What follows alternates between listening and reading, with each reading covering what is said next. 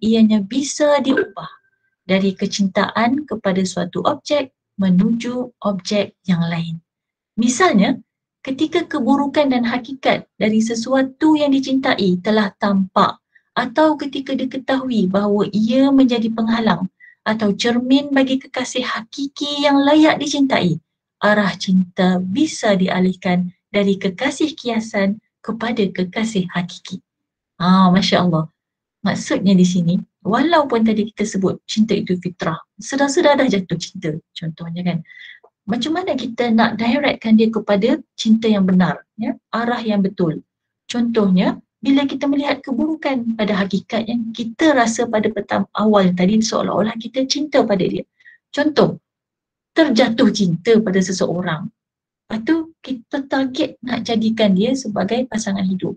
Tiba-tiba kita ternampak rupa-rupanya dia ini tidak solat. Bukankah itu suatu keburukan? Maka dengan keburukan ini kita boleh arah balik cinta yang tadinya datang dengan fitrah ke arah haluan yang lebih baik dan lebih benar.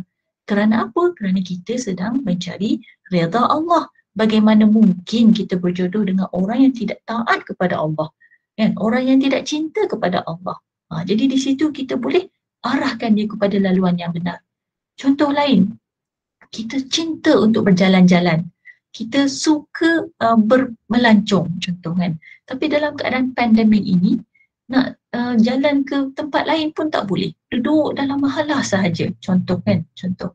Itu sesuatu yang pada asalnya fitrah kita tidak cinta terkurung di dalam mahalah sendiri. Siapa pun tidak cinta untuk terkurung dalam penjara ke, dalam bilik ke, dalam rumah ke untuk satu tempoh yang lama. Kan jaranglah kita jumpa orang yang memang kegemarannya berkurung. Kan? Jarang.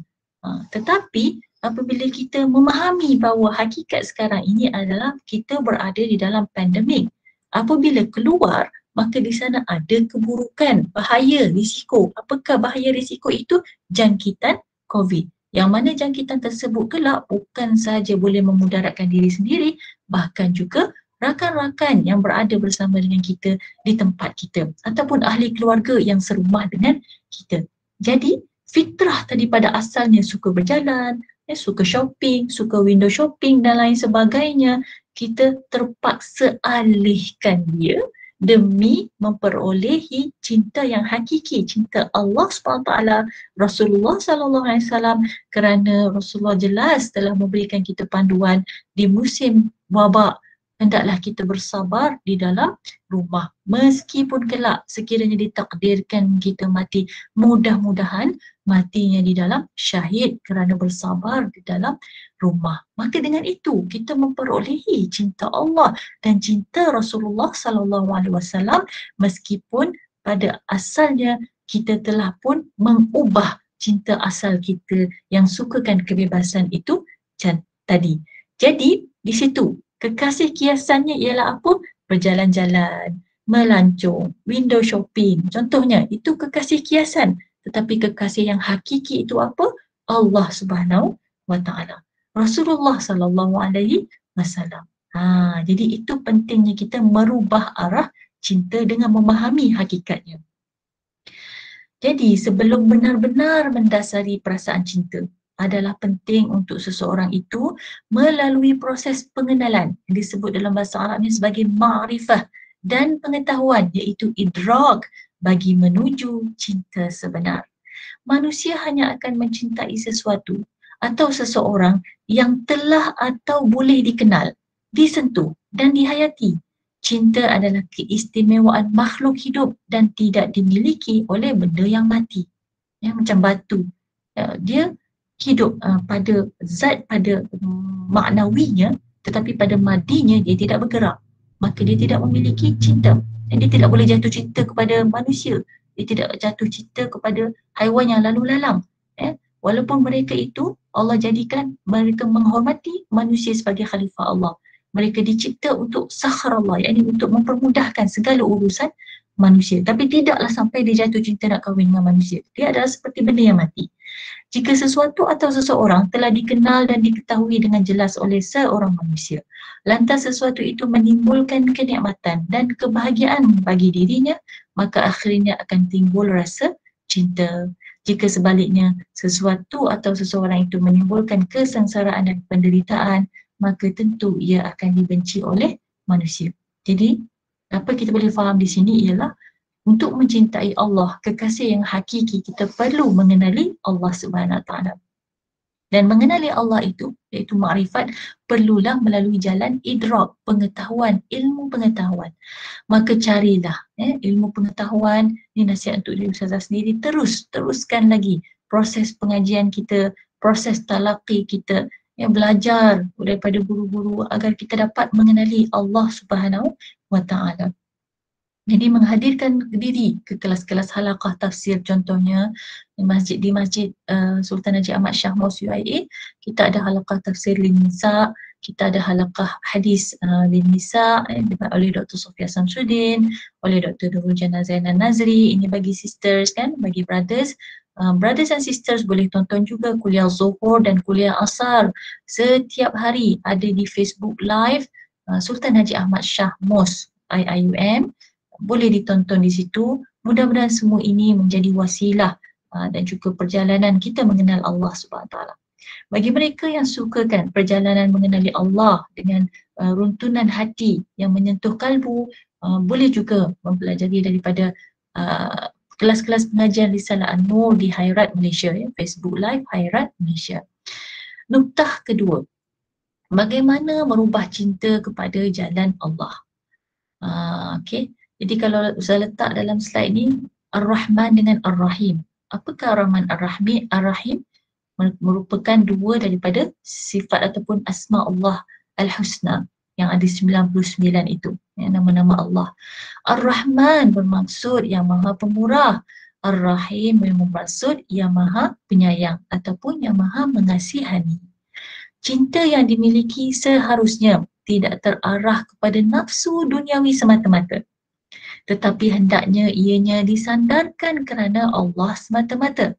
Menurut beliau, ketika mana cinta itu benar-benar tulus dan ikhlas, cinta yang dimiliki itu bukan kerana untuk memenuhi hawa nafsu, tetapi untuk nama Ar-Rahman, dengan erti kata mencari sesuatu rezeki ataupun sesuatu nikmat dalam batas-batas yang dibenarkan oleh agama dan penuh perasaan kesyukuran. Selain itu, cinta juga dapat dijuruskan kepada jalan Allah melalui penghormatan kita kepada kedua ibu bapa demi kerana rahmat dan himmah. Himmah bermaksud azam yang menanamkan kepada perasaan kasih sayang sehingga mereka mahu mengasuh dan mendidikmu dengan perasaan kasih sayang dan bijaksana. Sebenarnya memahami cinta tidak dapat lari daripada sifat-sifat Allah Ar-Rahman Ar-Rahim yang kita baca setiap hari. Bismillahirrahmanirrahim. Ar-Rahman, kasih sayang Allah Subhanahu Wa Taala juga kita lihat pada diri kita. Manusia ini banyak memenuhi dan menuruti hawa nafsu. Siapa pun, termasuk yang bercakap. Sebab kita ini memang dibekalkan dengan ujian hawa nafsu. Sebab itu kita dipilih sebagai khalifah Allah kerana istimewanya penciptaan kita ini, kita dibekalkan dengan akal, dengan hati, dengan hawa nafsu.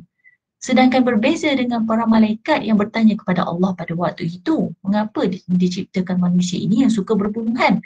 Wa idh qala rabbuka lil malaikati inni ja'ilun fil ardi khalifah qalu ataj'alu fiha may yufsidu fiha. Apabila Allah khabarkan bahawa aku akan jadikan khalifah di muka bumi ini, malaikat bertanya, adakah engkau akan menciptakan khalifah ini di kalangan orang yang suka berbuat kerosakan di muka bumi ini? Fayasfikud dima. Mereka juga saling menumpahkan darah, suka berbunuhan. Itulah manusia yang kita dapat lihat pada hari ini.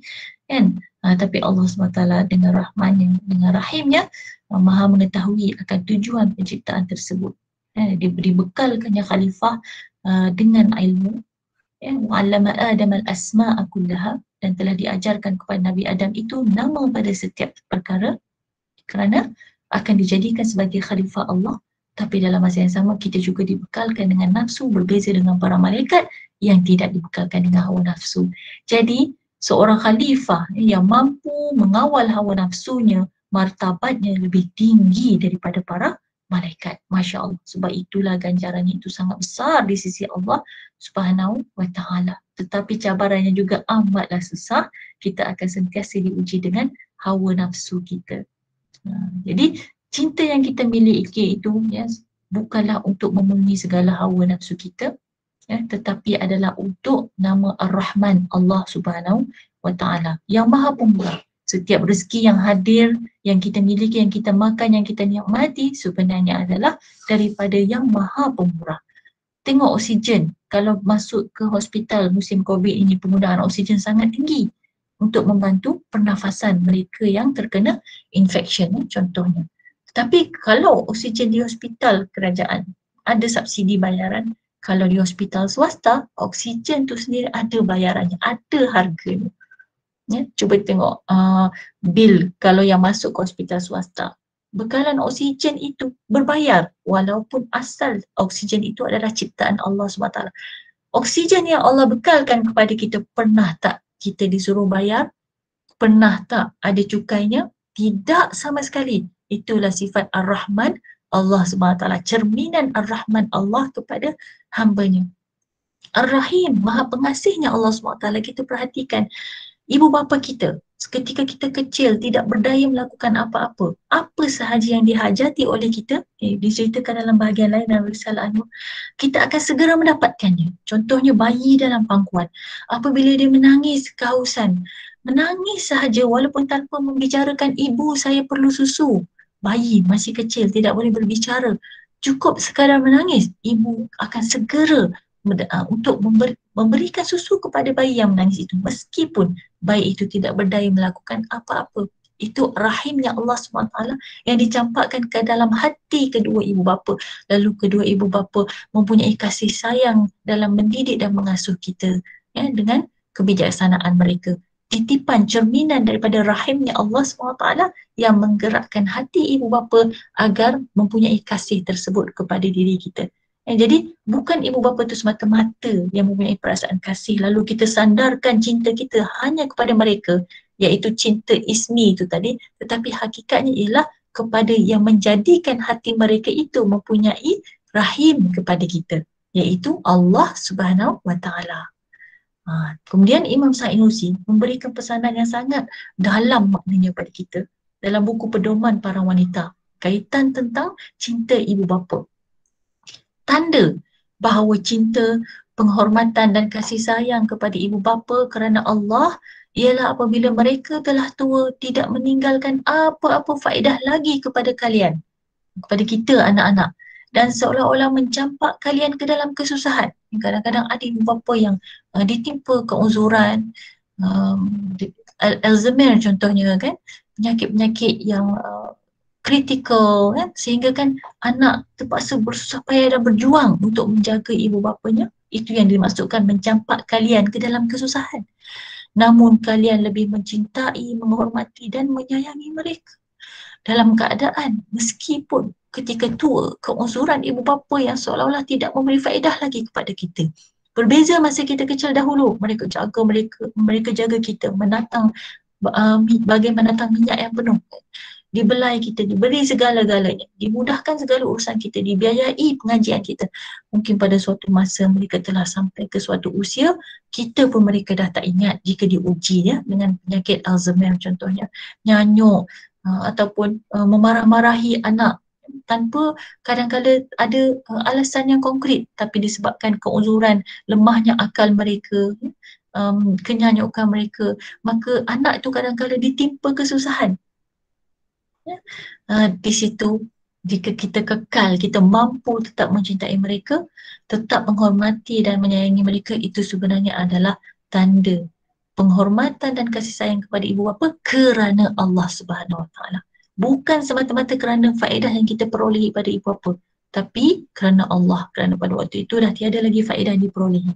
Tapi kita sedar bahawa mentaati, menyayangi, mengasihi, menghormati ibu bapa adalah suatu kewajipan, kan, yang dituntut oleh Allah SWT dalam Al-Quran. Maka apabila kita melaksanakannya kerana Allah, maka itulah tanda cinta yang hakiki pada Allah Subhanahu Wa Taala. Baik, Imam Sainusi menyebutkan lagi dalam surat yang ke-8 daripada Rasail An-Nur, saudaraku, masih lagi dalam konteks Ar-Rahman dan Ar-Rahim, ya.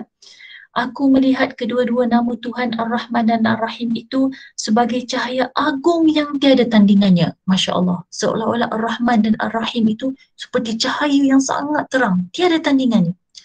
Cahaya itu meliputi kesemua makhluk dan kedua-duanya mampu menunaikan semua keperluan abadi bagi roh dan menjamin keselamatan roh daripada musuh-musuhnya. Seolah-olah terangnya Ar-Rahman Ar-Rahim itu sehinggakan Ar-Rahman Ar-Rahim ini menunaikan semua keperluan abadi roh. Kenapa? Roh ini adalah sesuatu yang abadi. Roh kita ini sudah wujud sejak di alam azali lagi. Roh kita wujud sejak di alam roh lagi. Apabila kita semua dihadapkan di hadapan Allah Subhanahu Wa Taala, lalu diminta kesaksian oleh Allah Subhanahu Wa Taala. Qala alastu bi rabbikum qalu bala syahidna. Apabila Allah bertanya kepada semua roh-roh ini termasuk roh kita yang ada pada diri kita sekarang yang tidak dapat kita lihat ini, dahulu kala sudah pun berada di hadapan Allah dan sudah pun mengaku di hadapan Allah, ya benar kami bersaksi bahawa engkau adalah Tuhan kami. Itu yang disebutkan sebagai wijdan. Satu naluri roh kita yang sedar dan mengenali Allah SWT dan tahu kebenaran selagi mana ia berada dalam fitrahnya. Jadi, cahaya Ar-Rahman dengan Ar-Rahim ini mampu memelihara roh kita tadi daripada kejahatan musuh-musuh kita. Siapa musuh-musuh kepada roh ini? Kita ada syaitan, kita ada iblis, kita ada hawa nafsu. Kesemuanya adalah musuh-musuh kepada roh kita. Kesemuanya adalah kejahatan-kejahatan yang akan cuba mempengaruhi roh kita agar terjerumus dalam kancah dosa dan juga kancah maksiat. Lalu bagaimanakah kita dapat memperolehi perlindungannya dengan cahaya Ar-Rahman Ar-Rahim, sifat-sifat Allah itu tadi, insya-Allah jika dihayati Ar-Rahman dan Ar-Rahim, mudah-mudahan kita terpelihara dengan Allah Subhanahu Wa Taala daripada kejahatan musuh-musuh tersebut. Kata Imam Sa'id Nursi lagi, aku mendapati bahawa sebaik-baik cara untuk mencapai kedua-dua nama Tuhan, iaitu dua cahaya agung ini, adalah dengan kefakiran. Ini dia tips dia. Sebagai manusia, kita perlu ada rasa fakir. Fakir ni maksudnya memerlukan. Sebab tu bahasa Melayu kita sebut fakir miskin. Kenapa? Sebab dia memerlukan bantuan kewangan. Dia miskin. Fakir di sini, kita merasakan kita ni perlukan kepada Allah Subhanahu Wa Taala. Tidak mungkin kita mampu bertahan hidup, berjuang dengan hanya semata-mata menyandarkan kekuatan jasmani dan fizikal kita. Meskipun sehebat dan sekuat mana pun, tetapi kita sedar bahawa kita tetap memerlukan Allah SWT. Apabila ada perasaan fakir kepada Allah, maka di situ akan memperolehi cinta Allah SWT. Dan kesyukuran, ada rasa syukur. Apabila kita sentiasa melihat nikmat-nikmat Ar-Rahman dengan Ar-Rahim di sekeliling kita. Betapa pemurahnya Allah tadi kita sebut tentang oksigen sahaja. Dan kita tak sebut lagi tentang yang lain-lain. Banyaknya nikmat yang Allah anugerahkan kepada kita. Maka pasti akan ada kesyukuran. Kita berterima kasih, ya Allah, Alhamdulillah oksigen ini tidak perlu bayar cukai pendapatan. Alhamdulillah oksigen ini tiada bayar bil-bil bulanan. Dan juga Ar-Rahim, yang betapa baiknya Allah ini meskipun banyak kita meninggalkan perintahnya. Sentiasa lalai dalam melaksanakan kewajipan kita. Tetapi Allah SWT tidak menghukum kita serta-merta. Allah SWT tidak menjatuhkan bala dan malapetaka kepada kita serta-merta. Tetapi Allah berikan kita peluang untuk berfikir, untuk menyedari, untuk menginsafi, untuk memohon keampunan dan bertaubat. Maka wajiblah kita bersyukur kepada Allah SWT di atas nikmat penangguhan azab ini, agar mudah-mudahan kita beroleh keampunan yang mutlak daripada Allah SWT, lalu kita akan beroleh syurga Allah SWT. Serta kelemahan itu dhaif dalam bahasa Arab. Manusia ini sebenarnya dhaif, kita ada banyak kelemahan. Tidak terhitung kelemahan itu jika kita senaraikan. Jika manusia merasa lupa akan dirinya sehingga wujudnya ada perasaan ujub, takabur, arogan, manusia sentiasa naik, imannya naik turun kan? Jadi mungkin ada masa-masa terlupa akan kelemahan diri sendiri. Maka di situ peringatkanlah, ingatkan diri kita, ya saya memang banyak kelemahan, ya Allah, ya Allah, saya ni memang dhaif, ya Allah. Kalau ada kekuatan pada diri saya ini, ya Allah, datangi daripada kekuatan-Mu, ya Allah. Jadi ketika adanya rasa diri ini lemah, maka di situ akan adanya cahaya Ar-Rahman Ar-Rahim menerangi ruh kita, ya, diri kita, alam kita. Dan kasih sayang iaitu syafaqah. Syafaqah ni ialah kasih sayang yang tulus ikhlas, tidak mengharapkan apa jua balasan. Jadi kalau kita nampak Allah itu betapa pemurah, betapa pengasihnya kepada kita, kan? Dan Allah menuntut kita untuk taat kepadanya, maka di sana kita lihat pula apakah dia syafaqah kita. Contoh syafaqah yang paling mudah ialah syafaqah seorang ibu dalam membela dan menjaga keselamatan anaknya. Cuma syafaqah ini ada risikonya. Syafaqah ibu menjaga anaknya adakah untuk tujuan duniawi semata ataupun untuk kejayaan hinggalah ke akhirat. Okay. Jadi itu perbahasan lain dalam tajuk syafaqah. InsyaAllah kalau ada rezeki kita akan belajar lagi insyaAllah. Iaitu pengabdian dan kebergantungan penuh kepada Allah Ta'ala.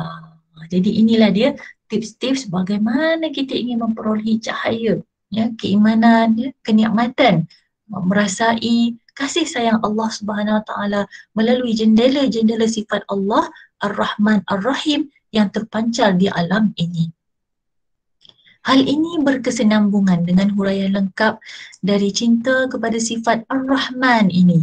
Dapat dilihat bila mana seseorang itu berjaya mencari Rabbnya dengan mengenal dirinya. Mana arafa nafsahu, arafa rabbahu. Barang siapa yang mengenali dirinya, mengenali Tuhannya. Jadi kenalilah diri kita. Bukan saja melihat pada aspek-aspek fizikal, tetapi kenali dalam diri kita, dalam hati kita, apa kelebihan, apa kekurangannya, apa mahmudahnya, apa mazmubahnya, di manakah ujian hawa nafsu kita dan di manakah kekuatannya untuk melawan ujian tersebut. Kenali diri kita melalui tafakur, melalui tadabbur, ya, tazkirah. Jadi kewujudan dan kesempurnaan dirinya adalah tergantung kepada Tuhan yang menciptakannya.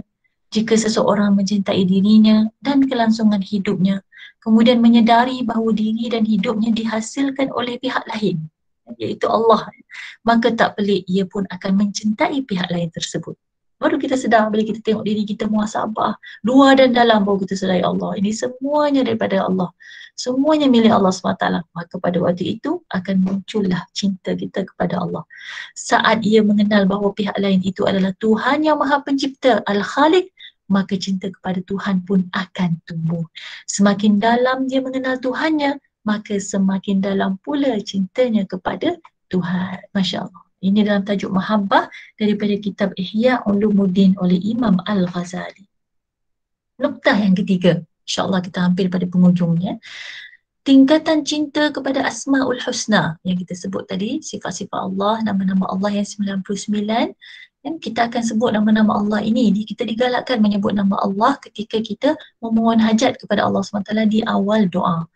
Menurut Sa'id Nursi, kecintaan pada Allah juga mampu didorong melalui kecintaan penuh kepada Asma'ul Husna yang padanya dapat diteliti melalui beberapa tingkatan. Cinta ini dapat diperoleh melalui tingkatan cinta kepada, yang pertama, jejak ilahi yang tersebar di alam. Maksudnya, bila kita melihat alam di sekitar kita ini, segala ciptaan yang ada, yang makhluk hidup ataupun yang mati, yang kelihatan jamid, yang tidak bergerak itu, seperti tidak bernyawa, kita akan melihat, ya, Asma'ul Husna terpancar di situ. Tadi kita dah sebut tentang Ar-Rahman dan Ar-Rahim. Hebatnya Allah, kalau kita tengok, Ar-Razzaq yang memberi rezeki, meskipun batu itu tidak bergerak, tetapi Allah pastikan batu itu diberikan rezeki sehingga dia boleh membesar, dia boleh hidup. Ada batu yang makin besar, dan ada juga yang berubah-ubah bentuknya, kan? Dan ada juga yang sudah pecah, tetapi Allah masih lagi berikan kehidupan kepadanya. Contoh lain, Ar-Razzaq, bagaimana Allah memberikan rezeki daripada pohon yang tidak bergerak, tetapi Allah bekalkan kepadanya air daripada hujan. Cahaya matahari yang membantu pohon tersebut memproses air, udara, dan juga cahaya matahari tadi menjalankan proses fotosintesis.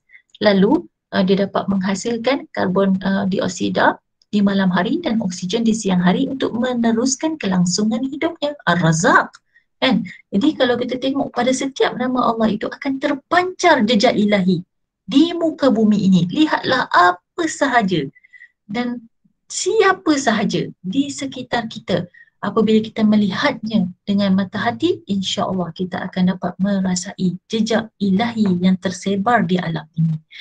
Yang kedua, melalui nama-namanya yang hadir sewaktu manusia ingin meluahkan cinta dan keluh kesah hidupnya kepada Allah. Kalau kita berdoa dalam keadaan kesusahan, ya, sebaik-baiknya kita boleh cuba, kita akan sebut, ya, bila kita nak minta kesihatan contohnya, apa sifat Allah, apa nama Allah yang berkaitan dengan penyembuhan? Asy-Syafi, Ya Syafi. Jadi kita sebut Ya Syafi, wahai yang memberi kesembuhan. Kemudian bila kita memohon sesuatu yang rahsia, siapakah yang maha mengetahui segala rahsia? Allah Al-Alim Al-Khabir. Ya Alim, Ya Khabir, ya Allah SWT, Engkau mengetahui segala rahsia. Ya Allah, rungkaikanlah permasalahan ini yang tidak aku ketahui sumbernya, contoh, kan? Jadi bila kita berdoa dan kita memunajat ataupun kita berkeluh kesah kepada Allah SWT dalam bentuk doa, hanya kita doa pun kita boleh cerita, Ya Allah, ya Tuhanku, Engkau maha mengetahui, ya, bahawa aku ini sangat sedih, sangat murung terkurung di dalam asrama ini contohnya, di dalam dinding yang 4 segi ini contohnya. Aku sangat sedih dengan suasana pandemik ini, Ya Allah. Aku tidak dapat menghadirkan diri secara fizikal ke kelas-kelas. Aku tidak mengenali guru-guruku daripada awal semester hingga ke hujung semester, Ya Allah. Sedangkan aku ingin mencari ilmu-Mu, Ya Allah. Permudahkanlah urusan ini, Ya Allah. Engkau maha mengetahui, Engkau maha mengenali, Engkau maha memahami. Al-Alim, kan? Sebut segala nama Allah SWT. Engkau maha menyelesaikan masalah, Ya Allah. Nama-nama Allah itu akan ada sifat-sifat yang berkaitan dengan hajat-hajat kita. Jadi di situ kita boleh tingkatkan cinta kita kepada Asmaul Husna dengan mengambil nama-nama itu tadi dan kita panjatkan tangan kita memohon doa penyelesaian dalam segala permasalahan kita melalui Asma'ullahul Husna. Walillahil asma'ul husna fad'uhu biha. Dan bagi Allah itu ada asma'ul husna, maka berdoalah menggunakan asma' husna itu tadi. Masya Allah. Allah itu maha kuat. Allah boleh mengatasi segala virus ini jika diizinkan. Allah boleh bersih semuanya. Al-Qawi. Ya Qawi, Ya Aziz. Ya Jabbar, Ya Muntaqim. Sebut nama Allah. Mudah-mudahan diberikan kemakbulan. Itulah salah satu daripada cara, kaedah bagaimana kita dapat mengikatkan cinta kepada Asmaul Husna. Jadi contohnya saya ada nyatakan dalam perenggan ni lah. Kalau kita jumpa orang fakir miskin, kan? Ar-Razak, Ya Razak, wahai yang memberi rezeki, berikanlah rezekimu kepada fakir miskin ini, kan? Yang tidak berdaya. Al-Qawi, Ya Allah yang maha kuat, berikanlah kekuatan kepada mereka yang tidak berdaya ini, dan lain sebagainya. Jadi setiap makhluk ini memang memerlukan kasih sayang daripada Allah Subhanahu Wa Taala, dan kita tingkatkan kasih tersebut melalui Asma'ullahul Husna. Nuktah yang keempat, iaitu yang terakhir, manfaat cinta kepada Allah dan hasilnya di dunia ini. Okay, kita nak tengok. Okay, kita akan ada beberapa perspektif yang Ustazah nukilkan daripada Imam Sa'id Nursi di sini. Yang pertama, menurut Sa'id Nursi, cinta yang memberi manfaat adalah sebuah nikmat yang tidak disertai oleh kepedihan dan kenikmatan yang penuh syukur. Perkara ini dapat diteliti apabila sekiranya seseorang itu mencintai dirinya sendiri. Contohnya kita cinta diri kita sendiri, maka individu tersebut akan mengasihi dan mendidik dirinya kepada kebaikan dan menjauhkan dari hawa nafsu. Pada tahap ini, nafsunya akan mampu dikawal sesuatu dengan kehendak yang mengarah kepada kebaikan sahaja. Maksudnya, bila kita cinta diri kita sendiri, tapi kerana Allah, maka insya-Allah kita akan didik diri kita. Sebab kita tahu diri kita ini adalah satu titipan amanah Allah Subhanahu Wa Taala yang Allah suruh kita jaga di muka bumi ini. Jasad kita ini, fizikal kita ni Allah pinjamkan supaya kita dapat menghambakan diri dan beribadah kepada Allah SWT. Tentu kita sayang jasad kita ni walaupun jasad ini pinjaman, walaupun dia bukan milik kita. Kerana kelak jasad ini akan hancur di dalam tanah. Di alam barzakh, ruh yang kekal, bukan jasad. Tapi apabila kita cinta diri kita kerana Allah, kita jaga jasad ini dengan baik. Kita tidak akan zalimi jasad ini. Kita tidak akan terjun, contohnya kan, daripada tempat yang membahayakan kita. Kita tidak akan melukakan jasad cantik yang sudah Allah berikan kepada kita. Semuanya yang cantik. Apa yang Allah berikan kepada kita itu adalah yang paling cantik. Maka kita jaga sebab apa? Kita cinta diri kita kerana Allah Subhanahu wa Ta'ala.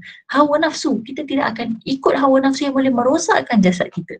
Contohnya, hawa nafsu yang menuntut kita contohnya untuk makan perkara-perkara yang tidak berfaedah. Tetapi kerana kita tahu bahawa aku cinta padamu ya Allah, akan ku jaga tubuh badan ini, lalu tidak akan ku biarkan dia memakan makanan-makanan yang boleh merosakkan badanku ya Allah. Itu contoh. Itulah dia manfaat cinta kepada Allah. Hasilnya ialah kita jaga diri kita, jaga daripada terdorong dan juga diperdaya oleh hawa nafsu. Dan pada waktu itu kita akan merasakan bantuan dan pertolongan Allah Subhanahu wa Ta'ala yang akan mengarahkan kita kepada kebaikan dan yang jauhkan kita daripada kejahatan dan keburukan. Yang kedua, seterusnya manfaat cinta kepada Allah dan kepada isteri. Maknanya kalau ada pasangan, kita cintakan pasangan itu kerana Allah, akan dapat dilihat apabila akhlak isteri dapat dibimbing dengan baik. Hidup bersamanya menjadi sumber rahmat dan kasih sayang. Kehidupan bersamanya juga akan mendapat sikap hormat yang serius. Dalam bahagian lain dalam risalah Nur, Imam Sa'id Nursi ada menyebutkan juga tentang celakalah bagi seorang suami yang meniru dan membiarkan isterinya dalam keburukan. Celaka juga bagi seorang isteri yang membiarkan dan meniru suaminya dalam keburukan. Tapi rugilah juga bagi seorang suami yang tidak meniru kebaikan isterinya dan kesolehahannya yang menjadikan dia beroleh syurga Allah. Dan begitu juga rugilah seorang isteri yang tidak meniru kebaikan dan kesolehan seorang suaminya sehingga dapat menjadikan dirinya di kalangan hamba Allah yang beroleh syurganya. Maksud di sini ada check and balance antara suami dan isteri. Jadi bila kita sayang pasangan kerana Allah, kita akan sentiasa mengajak dia untuk kembali dekat dengan Allah Subhanahu wa Ta'ala. Faedah yang seterusnya, apabila seorang individu makin mencintai dan menghormati kedua ibu bapanya, di waktu orang tuanya semakin tua, beliau akan lebih menjaga dan memeliharanya. Ini kita dah sebutkan tadi. Apabila kita sayang ibu bapa kita kerana Allah, kita ingat masa mereka kecil, mereka telah didik kita supaya kita kenal Allah. Dan sekarang apabila kita sudah mengenali Allah, mereka hilang upaya contohnya. Mereka terlupa, mereka menjadi nyanyuk. Lalu mereka kembali mungkin melakukan perkara-perkara yang kita sebagai orang muda mungkin sukar memahami. Tetapi apabila kita menyayangi mereka kerana Allah, kita akan tetap bersabar dan tetap membuktikan kasih sayang kita kepada mereka. Kemudian kecintaan kepada anak-anak pula akan disulami dengan didikan yang baik. Kalau ada anak, dah ada anak, ada cucu. Kalau kita benar-benar cintakan anak dan cucu kerana Allah, kita akan didik dia dengan baik. Malah sekiranya beliau terpaksa kehilangan anak-anak yang dicintai, dia tidak akan menjerit dengan kematian mereka. Masya Allah. Jadi kalau benar anak-anak yang dicintai itu, dicintai kerana Allah, apabila Allah uji, Allah ambil mereka di waktu yang Allah kehendaki, tidak akan jadi traumatik, tidak akan menjadi trauma, menjerit-jerit ketika kematian anak itu, meskipun anak itu disayangi. Ustazah nak sebut dia pun bukan mudah, kan? Bukan mudah, tetapi apabila kita sedar memang ya Allah, aku lahirkan anak ini untukmu, untuk agamamu, lalu ditakdirkan Allah ambil anak itu. Contohnya kan, syahid contohnya, maka kita akan meredakannya sebab kita sedar ketika kita lahirkan anak itu memang untuk agama Allah dan Allah telah mengambilnya, maka di situ akan ada kebahagiaan. Ada contohnya tu sahabat Atikah yang mana dia baru saja berkahwin dan menyuruh suaminya pergi berjihad. Dan kemudian 2-3 kali kahwin, suaminya pergi jihad, syahid, kahwin lagi begitu juga. Dan dia memperoleh anak-anak lelaki dan kesemua anaknya juga syahid, Masya Allah. Dan dia tidak meratap, menangis, meraung kerana dia mencintai anak-anaknya kerana Allah Subhanahu Wa Taala. Akhirnya, cinta kepada para Nabi pula akan membuatkan alam barzakh bukan sebagai tempat yang gelap dan menyeramkan, tetapi terlihat sebagai tempat yang terang sehingga beliau tidak akan takut dengan alam ini, malah menginginkannya. Jadi jika kita ini mempunyai cinta pada Nabi SAW, selalu berselawat pada Nabi SAW, selalu mengharapkan syafaat pada Nabi SAW, maka kita akan sedar bahawa kematian kita itu pasti, tetapi kematian kita bukanlah sesuatu yang perlu ditakuti. Alam barzah bukan sesuatu yang sangat menyeramkan, gelap gulita, menakutkan, tidak. Kerana kita tahu kita sayangkan Nabi SAW. Semoga cinta kita pada Nabi SAW itu menjadi asbab untuk kita beroleh syafaat di akhirat kelak. Lalu beralihnya kita ke alam barzakh bukanlah sesuatu mimpi yang ngeri, tetapi sesuatu yang dirindui oleh orang yang beriman. Jadi sebelum kesimpulan, Ustazah bawa lagi satu tentang syafaqah yang disebutkan oleh Imam Sa'id Nursi dalam surat ke-8 yang bermaksud belas kasihan. Belas kasihan juga begitu luas. Ya. Syafaqah ni lain pula, ya. Lain dengan cinta. Kalau syafaqah ni ialah di mana seseorang itu sayangkan anak-anaknya, belas kasihan meliputi setiap anak-anak kecil. Malah setiap yang bernyawa, belas kasihan menjadi cermin yang sedikit sebanyak memantulkan nama Ar-Rahim. Manakala cinta menyempitkan pandangan si angau kepada cintanya sahaja. Cinta menyebabkan si angau tadi sanggup mengorbankan apa sahaja kerana cintanya itu. Jadi beza syafaqah dengan cinta ialah syafaqah ini kasih sayang, cinta pun kasih sayang. Tetapi syafaqah ini kasih sayang luas yang ikhlas tidak mengharapkan apa balasan. Contoh syafaqah yang paling mudah ialah seorang ibu bagaimana dia menyayangi anaknya tanpa mengharapkan balasan. Jadi seorang ibu sanggup berkorban demi anaknya tanpa mengharapkan apa sahaja. Kerana apabila dia berkorban nyawa contohnya demi menyelamatkan anaknya, sudah tidak ada apa-apa yang dapat dia perolehi sebagai balasan daripada anaknya. Tapi mengapa dia rela mengorbankan dirinya? Kerana syafaqah itu tadi. Belas kasihan itu tadi. Manakala cinta, dia mengharapkan balasan. Ya, cinta mengharapkan balasan. Kita mencintai Allah. Kita mengharapkan juga balasan daripada Allah SWT. Ganjaran di syurga. Jadi manusia juga perlu ada syafaqah kerana syafaqah itu juga akan mendekat menjadi asbab bagi kita untuk memperolehi redha Allah Subhanahu wa Ta'ala. Kesimpulannya, hadirnya cinta merupakan fitrah tanpa kehendak dan ikhtiar. Itu kita akui. Ya, sampai ada satu nasyid tu. Zaman-zaman dulu saya ingat lagi masih ada nasyid sampai sekarang. Inikah artinya cinta? Hadir tanpa dipinta. Hati ingin menerima tapi dibatasi cita. Kumpulan apa tu saya tak ingat. Mungkin Firdaus. Kumpulan Firdaus kalau tak salah. Jadi cinta itu hadir tanpa dipinta. Rupanya kerana dia adalah fitrah. Tanpa ikhtiar, tanpa kehendak, dia ada. Dia hadir. Namun manusia sentiasa punya kesempatan untuk mengarahkan cinta itu ke kekasih yang hakiki. Jadikanlah fitrah ini sebagai alat untuk meraih cinta Allah dan usah terpedaya dengan dorongan hawa nafsu semata. Ya.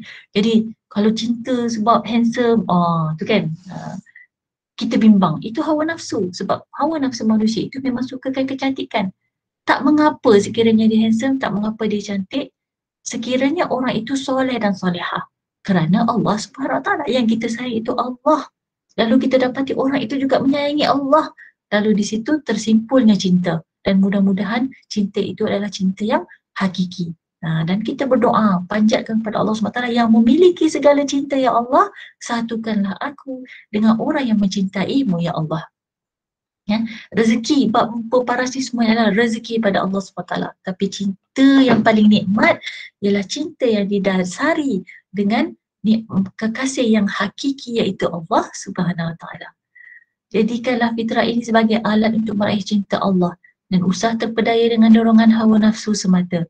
Apabila cinta itu dirasai, akan hadir kekuatan di dalam hati. Tajalli dari sifat Allah Ar-Rahman dan Ar-Rahim melalui jendela-jendela makhluknya dan alam semesta. Jadi kalau kita melihat alam semesta, kita akan melihat jendela-jendela untuk mengenali Allah Subhanahu Wa Taala.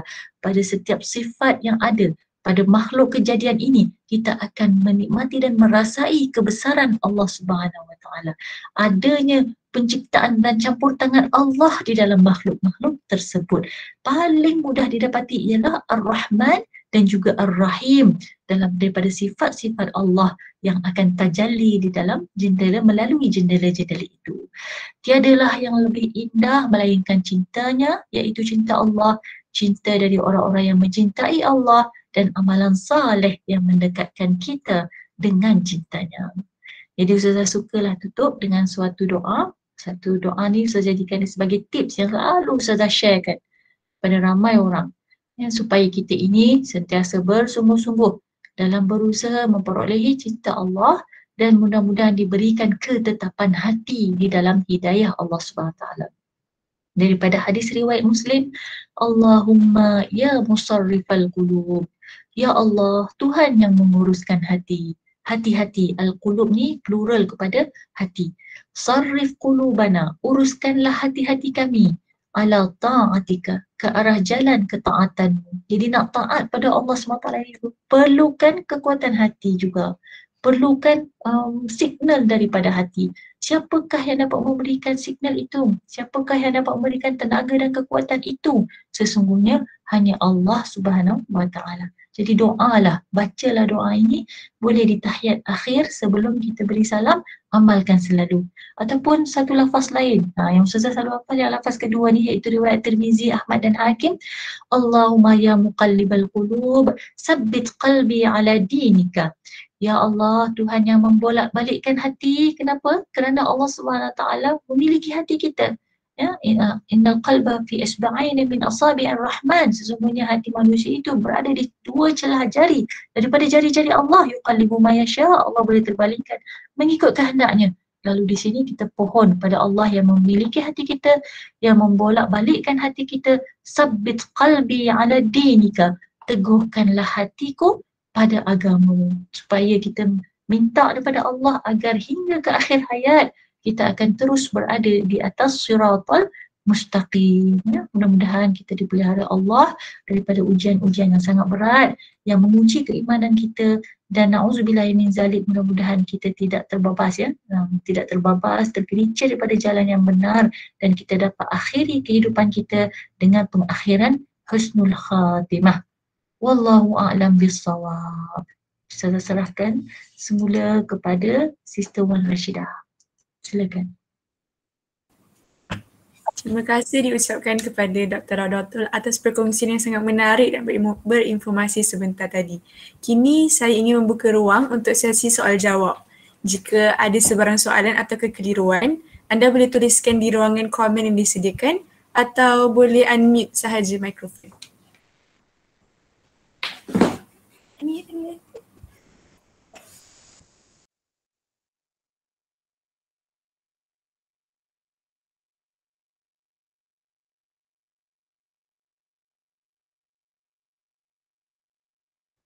Alhamdulillah jelas, ya. Kita ada satu soalan. Sekejap, ya. Assalamualaikum Ustazah. Assalamualaikum warahmatullahi wabarakatuh. Macam mana nak tahu cinta tu datang daripada Allah ataupun nafsu semata? Terima kasih Ustazah. Sama-sama. Tadi Ustazah dah sebut, Imam Ghazali menyebutkan bahawa seat of intellect itu pada akal dan hati. Jadi kita boleh gunakan akal kita untuk menilai semula mengapakah kita jatuh cinta. Contoh, kan. Jadi Ustazah sebut ni umumnya, tak semestinya kepada manusia. Jatuh cinta ni boleh juga kepada barang yang tidak yang mati, kan. Cinta pada barang tersebut, terlalu sayang pada barang tersebut, kan. Jadi bila kita mengetahui dan menyedari bahawa kita telah jatuh cinta, cuba kita nilai dengan akal. Sebab tadi cinta nilaiannya dengan hati. Itu adalah fi'il perbuatan hati. Kan? Hati itu yang jatuh cinta secara fitrah, tidak sengaja telah jatuh cinta. Sekarang gunakan akal. Akal ini Allah bekalkan kepada kita sebagai tools, sebagai alat untuk menilai sesuatu perkara itu adakah menepati kehendak Allah ataupun tidak. Adakah ia halal sesuai yang Allah perintahkan dan Allah sebutkan dalam Al-Quran, ataupun dia haram, ataupun dia syubhat. Semua itu memerlukan measurement akal, ya, penglibatan akal dalam berfikir dan menilai. Jadi di situ apabila kita perhatikan semula kenapa saya jatuh cinta, cuba tanya pada diri kita sendiri, apa faktornya? Senaraikan.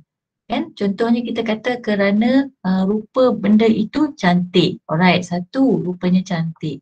Yang kedua, kerana benda itu kelihatan kukuh, contohnya, kan. Jadi kita tulis 1, 2, 3, 4, 5 daripada apa yang kita telah jawab sendiri, ya, dengan proses akal dan hati kita.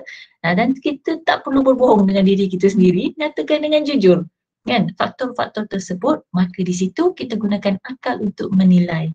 Adakah kesimpulan, poin-poin, faktor-faktor yang mendorong saya jatuh cinta ini menuruti hawa nafsu saya, ataupun semua ini selari dengan kehendak Allah dan Rasulullah? Jadi bila kita tengok jawapannya bahawa kesemuanya adalah apa yang Allah sukakan, kan? Jadi bila kita tengok, oh ini memang Allah suruh, oh ini Rasulullah suruh, bermakna di situ kita sedar bahawa cinta yang sedang singgah di dalam hati kita ini adalah cinta yang disandarkan kepada yang hakiki, iaitu Allah Subhanahu Wa Taala. Tapi jika jawapannya kita tengok semuanya kerana kepentingan dunia, oh saya suka dia kerana apabila saya memiliki ini, saya boleh tunjukkan kepada semua orang bahawa saya memiliki yang paling elok. Contoh kan. Jadi di situ adalah salah satu daripada elemen yang menunjukkan itu adalah sebenarnya dorongan hawa nafsu. Siapa yang tidak ingin memiliki yang paling cantik untuk ditunjukkan pada orang lain? Dan tentulah itu suatu nikmat, tetapi nikmat itu adalah berdasarkan nafsu syahwat, kerana kita tidak dituntut untuk menunjuk-nunjuk. Menunjuk-nunjuk itu adalah suatu sifat yang tidak baik, kan? Apatah lagi dengan tujuan untuk berbangga-bangga.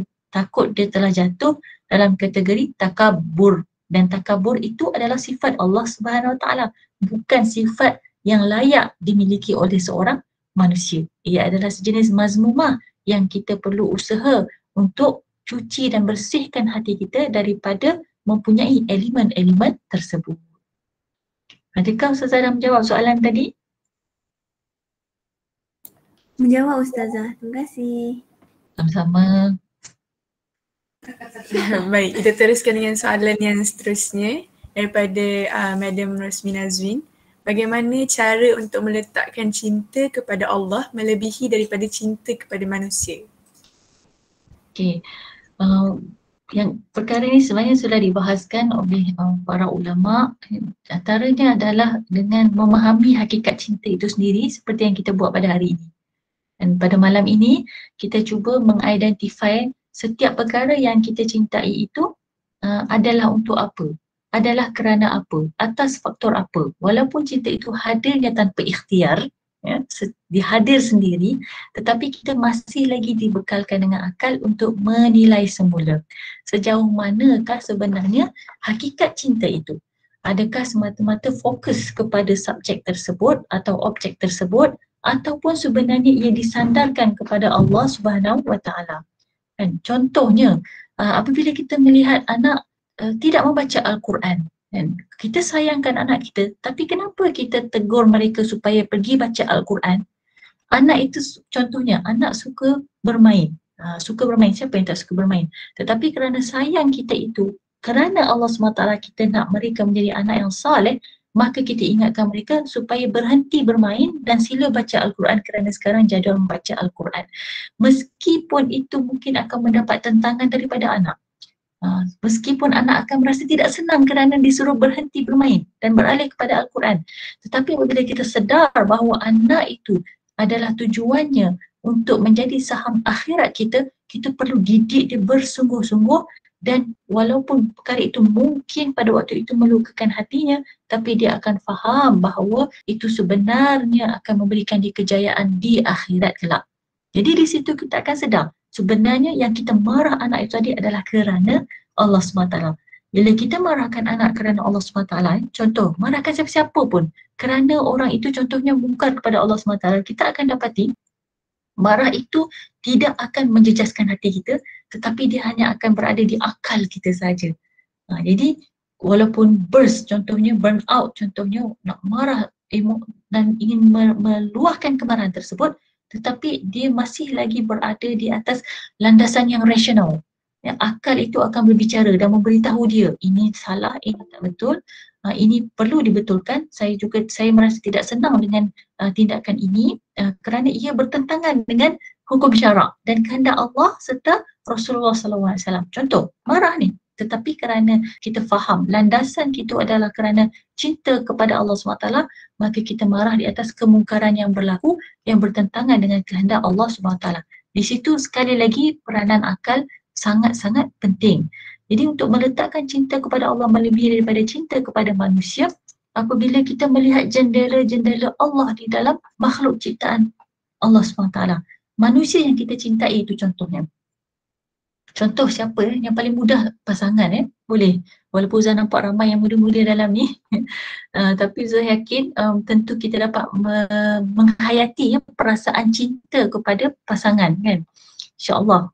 Dan Ustazah doakan mudah-mudahan kita semua yang belum berkahwin, belum berumah tangga, mudah-mudahan beroleh pasangan yang saleh-salehah, yang benar-benar mencintai Allah dan Rasulullah sallallahu alaihi wasallam. Dan andainya tidak bertemu dengan insan tersebut, kalau pesanan Imam Sa'id Nursi katanya, janganlah tergesa-gesa untuk berkahwin hanya kerana memenuhi tuntutan ataupun hanya kerana itu adalah suatu fenomena keperluan. Tidak, dia kata lebih baik tunggu sehingga datang lelaki yang saleh meminangmu.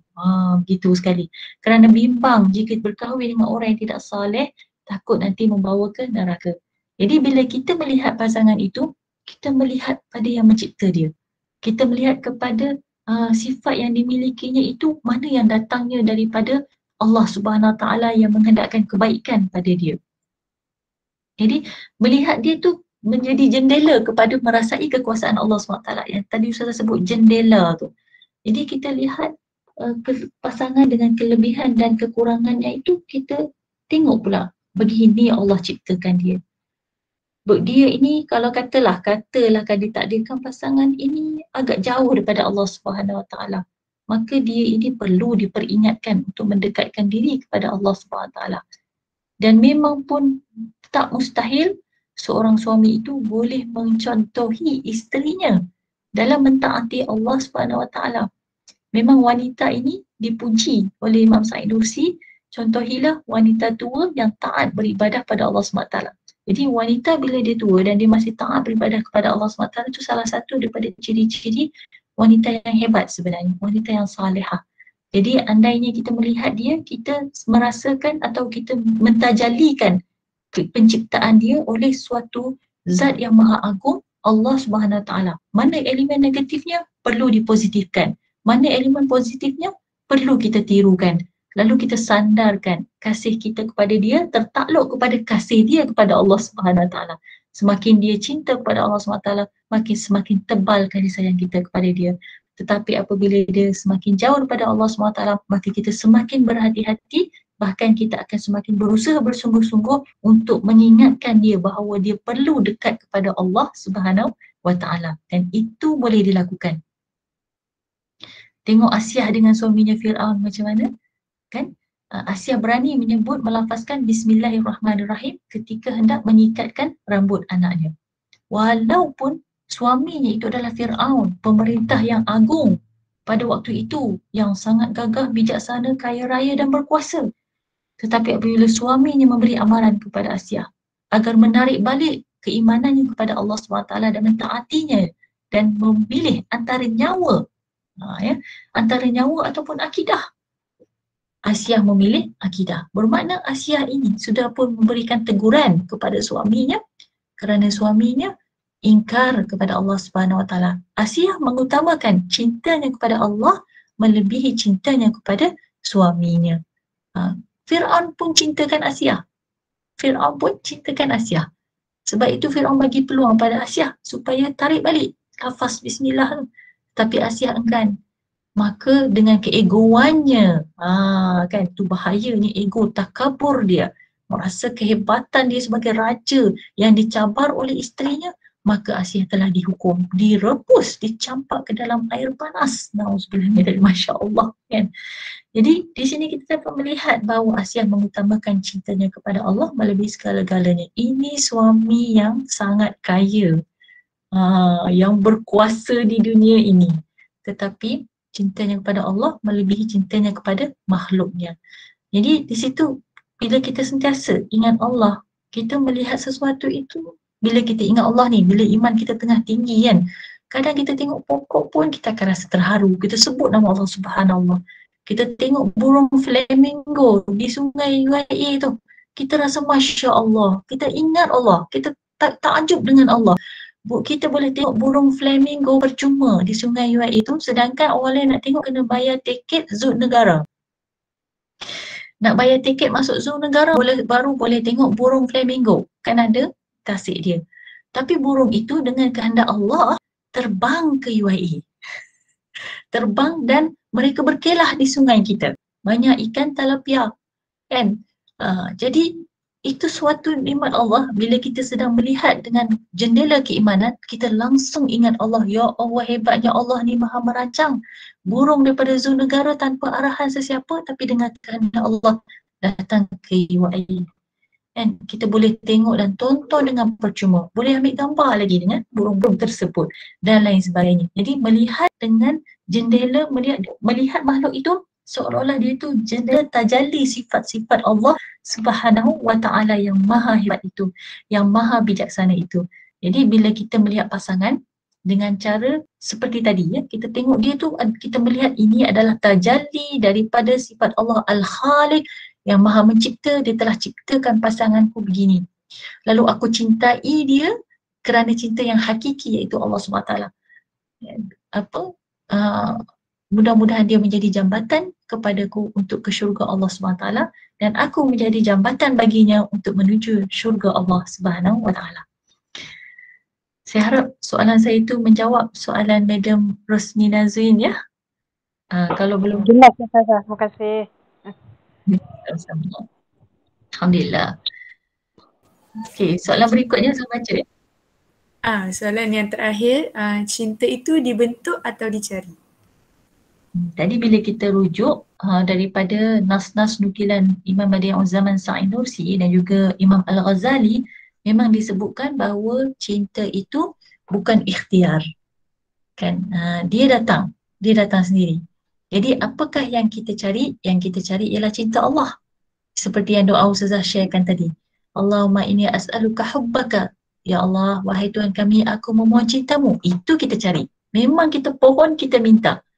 Dan wahubban man yuhibbuka, dan juga cinta orang yang engkau cintai. Itu dia tips untuk memperolehi pasangan yang saleh dan salihah, insya-Allah. Kan? Jadi kita khususkan doa kita tu memohon cinta Allah dan juga memperolehi cinta orang yang mencintai Allah. Jadi sekiranya ada orang yang mencintai kita, mendakwa mencintai kita, tetapi orang itu tidak mencintai Allah, maka dia tak fulfill kriteria doa kita tadi, maka di situ kita pupuk hati kita dan kita jaga hati kita agar tidak terjebak dalam cinta orang tersebut. Sebab tadi kita dah sebut, cinta pun boleh diarahkan. Meskipun mungkin pada pandangan pertama, hati sudah terpaut. Kan? Inikah artinya cinta? Hadir tanpa dipinta, kan? So tak sedap, tak apa, nak nyanyi juga. Jadi, sebab dia membawa makna yang tepat, ya. Dia hadir tanpa dipinta, tapi disebabkan kita melihat bahawa bukan dia yang kita cari. Yang kita cari ialah orang yang mencintai Allah. Maka di situ kita tahan diri kita, lalu kita serahkan pada Allah Subhanahu Wa Taala. Ya Allah, Engkau maha mengetahui hatiku sedikit terusik, tetapi Engkau juga maha mengetahui bahawa dia tidak termasuk dalam insan yang aku doa selama ini. Ya Allah, andainya baik bagi dia, berilah hidayah kepadanya agar dia menjadi orang yang baik, lalu menjadi jambatan bagimu menuju cintamu, ya Allah. Tetapi jika tidak, maka jauhkanlah dia daripadaku. Itulah yang disebut solat istikharah. Ada doa istikharah, kan? Solatnya ada, doanya ada. Kan dalam doa istikharah kita minta, in kana hadzal amru khairul li dini wa ma'ashi wa aqibati amri faqribhu li waqdirhu li. Sekiranya perkara ini baik untukku, untuk kehidupanku, untuk akibat akhiratku, untuk agamaku, kan? Maka takdirkanlah dia buatku. Dekatkanlah dia kepadaku. Namun sekiranya dia buruk untukku, kehidupanku, agamaku dan akhiratku, maka jauhkanlah dia daripadaku dan jangan takdirkannya untukku. Jadi di situ doa itu sudah merangkum terus dengan penyerahan mutlak kita kepada Allah Subhanahu Wa Taala, supaya dengan ini kita beroleh cinta yang benar-benar hakiki, cinta yang membawa kita kepada cinta hakiki Allah Subhanahu Wa Taala. Jadi cinta itu boleh dibentuk apabila ada keperluannya, tetapi hadirnya cinta itu bukan dengan ikhtiar. Sebab itu kadang-kadang bila kita dipaksa untuk jatuh cinta, tak jatuh-jatuh juga cintanya. Kan? Kita biasa dengar kan, peristiwa-peristiwa bagaimana dia cuba pupuk cinta tapi susah betul nak pupuk. Kerana apa? Kerana dia memang bukan sesuatu yang sesuatu yang hadir dengan ikhtiar, tapi ianya boleh diarahkan, dichannelkan. Contoh dah jadi pasangan yang sah dan dia adalah orang yang baik, maka dipupuklah cinta itu. Maknanya kita channelkan dia supaya adanya cinta yang mendekatkan kita pada cinta Allah. Akhirnya yang menentukan adalah Allah SWT, kerana Allah yang memiliki hati kita. Andainya dia memang baik untuk kita dan kita sentiasa berdoa untuk yang terbaik, pasti insya-Allah pada penghujungnya akan Allah pupukkan nilai-nilai cinta di antara pasangan tersebut, insya-Allah. Jadi saya harap Ustazah jawab soalan Asfadina, ya.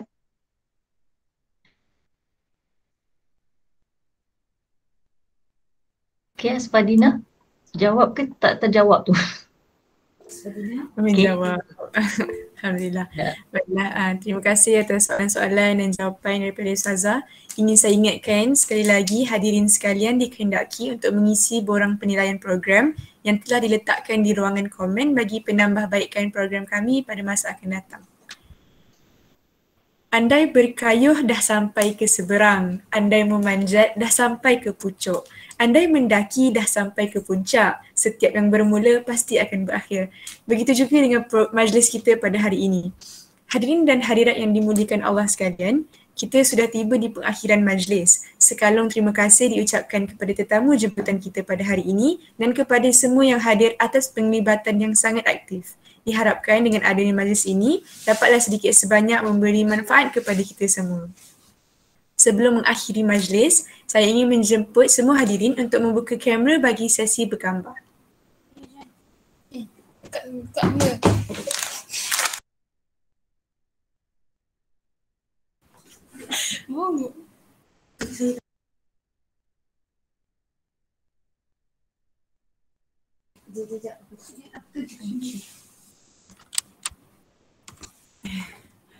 Okay.